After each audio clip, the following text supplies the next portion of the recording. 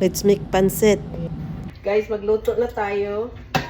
Meron ako mantika dito. Unahin ko yung bombay tsaka ahos. Because I'm gonna put some of it on my meatloaf. Ayan na. Atin lang siyang lulutuin. Tapos lulutuin na natin yung mga vegetables. Uunahin ko yun. Para luto sila. Lalagyan ko siya ng konting homemade chicken stock, salt and pepper. Tapos ilalagay ko ng ating beans, tsaka ating bell pepper. Lahat ng ricados natin guys, except for the cabbage or from the garden. I have a little bit of chicken skin here. I'm gonna fry it just to extract the fat.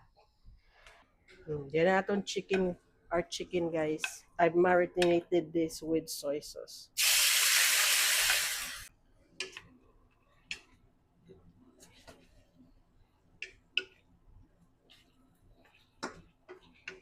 I put oyster sauce, homemade chicken stocks, at ang ating pansit, toyo, pepper, na.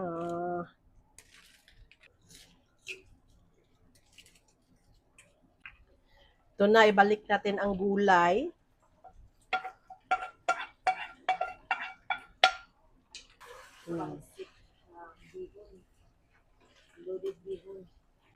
I'm gonna put sesame oil. Green onions, marami yan. Parsley. Oh, ayan ang pansit.